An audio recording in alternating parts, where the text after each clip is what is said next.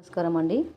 TET 2026 రాసేటువంటి అభ్యర్థులకు మరియు తెలుగు నుండి సామెతలు జాతీయాలు అయితే తప్పకుండా రావడం జరుగుతుంది. తప్పకుండా ఈ వీడియోని చూసి లైక్ చేసి సబ్స్క్రైబ్ చేయండి. తప్పకుండా సబ్స్క్రైబ్ చేయండి. ముందుగా సామెతలు జాతీయాలు అని ఉంది కదా. సామెతలు అంటే ఒక వాక్యానికి అర్థం, ఒకే వాక్యానికి అర్థం వచ్చేటువంటి దాన్ని సామెత అంటారు.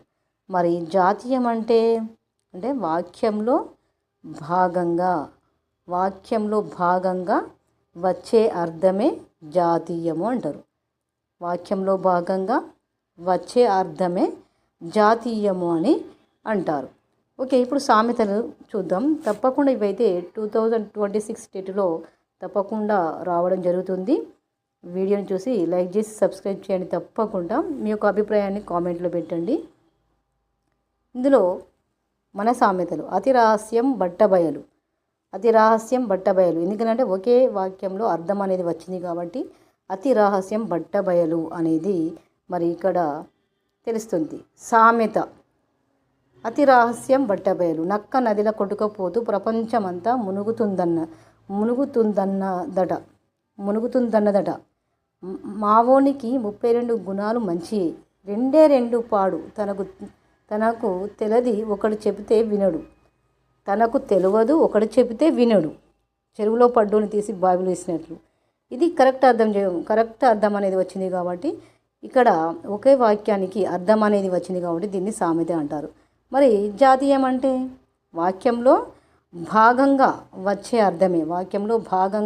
అర్థమే జాతీయం అంటారు. కాబట్టి అగ్గిబుక్కుట, కోపంతో ఉడికిపోవుట, ఉడుంపట్టు, గట్టి పట్టుదల అంటే వాక్యంలో భాగంగా. ఉడుంపట్టు అంటే గట్టి పట్టుదల అంటే వాక్యంలో భాగంగా వచ్చే అర్థమే ఈ జాతీయాలు అని అంటారు. ఒంటి కోతి అంటే ఏకాకి, ఒంటరివాడు. ఒంటి కోతి అంటే వాక్యంలో భాగంగా ఏమొచ్చింది అర్థము? ఒంటి కోతి అంటే ఏకాకి, ఒంటరివాడు. కడుపు కుటకుట అంటే ఓర్వలేనితనం. కడుపు కుటకుట ఇలా వచ్చినప్పుడైతే జాతీయాలని గుర్తించడం జరుగుతుంది. అంటే వాక్యంలో భాగంగా వచ్చే అర్థమే మరి జాతీయం అని గుర్తించవలసిన అవసరం అయితే ఉంటుంది. తప్పకుండా మరి 10th క్లాస్ చదివే విద్యార్థులకు కూడా చాలా ఉపయోగపడుతుంది ఈ వీడియో. మరి కడుపు కుటకుట అంటే ఓర్వలేనితనం. కాకి గోల అంటే భరించలేని శబ్దాలు.